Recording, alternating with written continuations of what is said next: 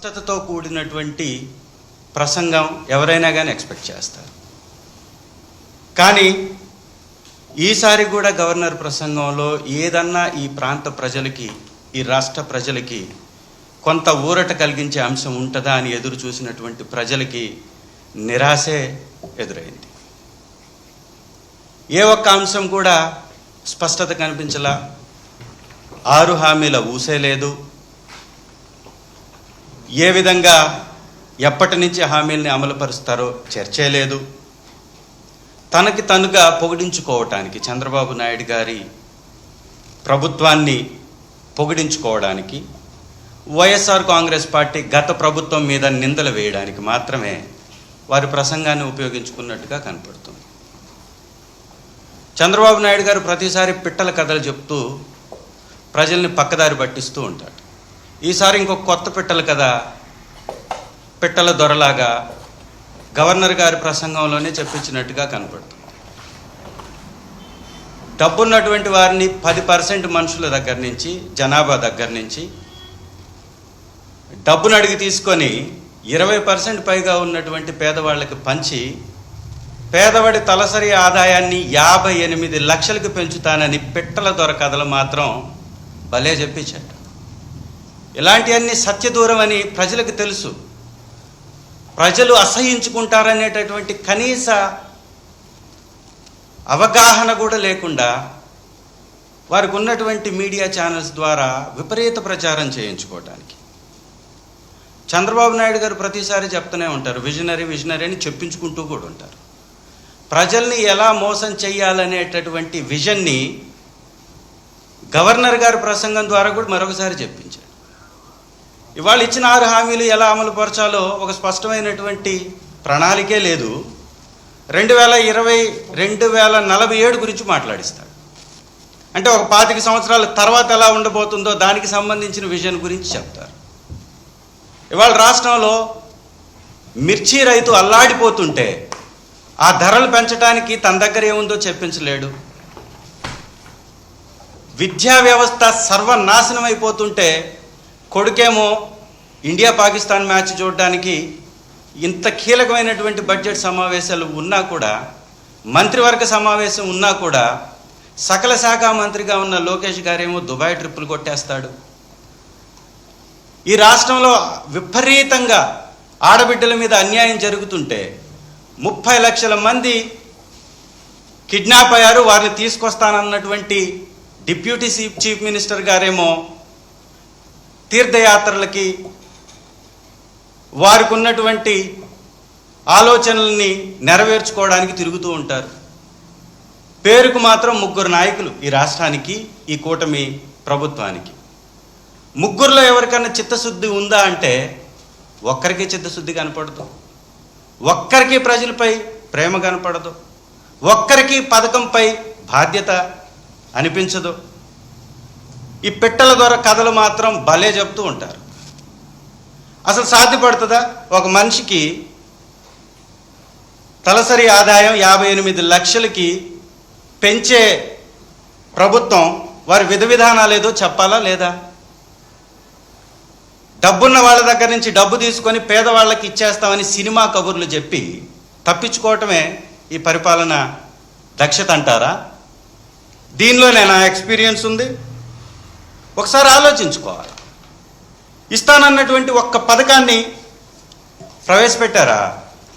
ఒక్కటంటే ఒక్క పథకం. ఏమనంటే పెన్షన్ ఇస్తున్నావు అంటారు. నువ్వు ఇచ్చింది ఎంతమందికి? ఇవాళ రాష్ట్రంలో ఉన్నటువంటి పెన్షన్దారుల్ని దాదాపు 2 లక్షల పైచిలకు తొలగించి 1000 రూపాయలు ఉన్న వాళ్ళకి పెంచారు. అంటే ఈ 2 లక్షల మంది పొట్టగొట్టి అదే డబ్బుని ఈ విధంగా డైవర్ట్ చేసి 1,30,000 కోట్లు అప్పు చేసి ఒక్క పథకాన్ని అమలు చేయలేదంటే సిగ్గుపడరా మీరు? కొంచెం కూడా బాధ్యత అనిపించదా మీకు? నిజంగా ఇంత దుర్మార్గమైనటువంటి వ్యక్తుల్ని మనం గతంలో ఎప్పుడు చూసి ఉండం.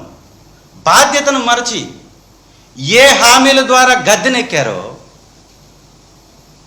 అది మరచి ప్రజల్ని ప్రతిసారి కూడా గొర్రెల్ని చేసి వారిని అవహేళన చేస్తూ వారి అవసరాలను గుర్తించకుండా ప్రజలపై పన్నుల భారం మోపుతూ ఒకవైపు ఏమో రిజిస్ట్రేషన్ ఛార్జెస్ పెంచారు, ఇంకొక వైపు విద్యుత్ ఛార్జెస్ విపరీతంగా పెంచేశారు. విద్యుత్ ఛార్జెస్ పెంచుకి 16,000 కోట్ల పైచీలకు విద్యుత్ ఛార్జీలు పెంచి గవర్నర్ గారితో విద్యుత్ ఛార్జీలు పెంచబోము అని అబద్ధాలు చెప్పిస్తారు. గవర్నర్ గారితో సత్యదూరపు మాటలు చెప్పిస్తారు. వారు అమలుపరుస్తున్నటువంటి ఈ సర్ఛార్జెస్ని 16,000 కోట్లని వారు ప్రజలపై మోపి దాని మీద వైఎస్ఆర్ కాంగ్రెస్ పార్టీ రాష్ట్ర వ్యాప్తంగా ప్రొటెస్ట్ చేసినటువంటి అంశాన్ని కూడా పక్కదారి పట్టించేటటువంటి ప్రయత్నం చేస్తారు. గ్యాస్ సిలిండర్ల మీద ఒక దగ, ఒక మోసం. ఇవాళ గవర్నర్ గారి ప్రసంగంలో చాలా స్పష్టంగా వారి మోసం ఏంటో తేటతెల్లమైపోయింది. ఈ రాష్ట్రంలో 1,55,00,000 మంది లబ్ధిదారులు ఉంటే ఒక్క సిలిండర్ ఇచ్చినా కానీ వారికి ఇవ్వాల్సినటువంటి ఖర్చు పెట్టేటటువంటి బడ్జెట్ వేల కోట్ల రూపాయలు అయిపోతుంది. ఇవాళ వారి ప్రసంగంలోనే 686 కోట్ల రూపాయలు వెచ్చించినట్టుగా 86 లక్షల మందికి మాత్రమే ఆ ఒక్క సిలిండర్. చెప్పింది మాత్రం 3 నాయకులు కలిపి 3 సిలిండర్లు చెప్పారు. ఇచ్చింది మాత్రం ఒక సిలిండర్, అది కూడా సగం మందికి. దాని మీద చేసినటువంటి ఖర్చు 686 కోట్లు. ఇక ఇళ్ల మీద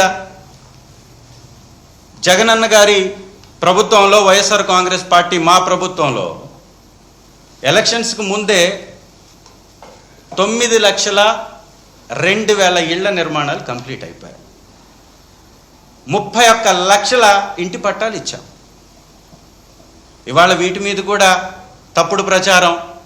వైఎస్ఆర్ కాంగ్రెస్ పార్టీ హయాంలో కట్టినటువంటి 9 లక్షల ఇళ్లని వారి పేరు మీద వారిచ్చినట్టుగా పేర్లు మార్చుకొని ఎవరికో పుట్టినటువంటి బిడ్డకి వేళ్ల పేర్లు పెట్టేటటువంటి ప్రయత్నం. ఇవాళ మీరు పేర్లు మారిస్తే ఏమవుతుంది? గ్రామాల్లోకి వెళ్ళి చూడండి. జగనన్న కాలనీ ఏది అంటే ఆటో ఎక్కితే ఆటో డ్రైవర్ తీసుకెళ్ళి నేరుగా జగనన్న కాలనీ దగ్గర దింపుతాడు. మీరు పేర్లు మార్చినా కానీ అక్కడ ఉన్నటువంటి వాస్తవాలను మార్చలేరు కదా. విద్యా వ్యవస్థలో పేర్లు మార్చేసి ఒక్కటంటే ఒక్కటి ఒక మంచి పథకాన్ని కానీ ఒక మంచి అవసరాన్ని కానీ విద్యార్థుల తీర్చినటువంటి పరిస్థితి ఈ కూటమి ప్రభుత్వంలో ఉందా? 9 నెలలు అయిపోయాయి.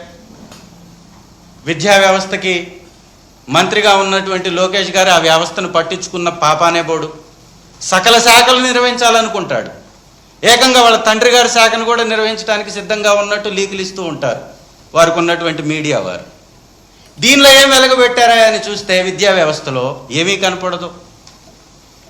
గతంలో ఉన్నటువంటి నాడు నేడు పేరును మార్చి మనబడి మన భవిష్యత్ పేరు మాత్రం చక్కని పేరు పెడతాడు. మనబడి మన భవిష్యత్. నిజంగా పేదవారి భవిష్యత్ ఆలోచించేటటువంటి వ్యక్తి కానీ నారా లోకేష్ గారు అయితే నిర్వీర్యమైపోతున్నటువంటి విద్యా వ్యవస్థని, టీచర్స్ అటెండ్ కానటువంటి పరిస్థితుల్ని, నాసిరక ఆహారాన్ని అందిస్తున్నటువంటి పరిస్థితుల్ని, ఆడబిడ్డల స్కూళ్ళలో కెమెరాలు పెట్టి చిత్రీకరిస్తున్నటువంటి పరిస్థితుల్ని, చిన్న బిడ్డలు గర్భవతులై అబార్షన్స్ జరుగుతున్నటువంటి పరిస్థితుల్ని,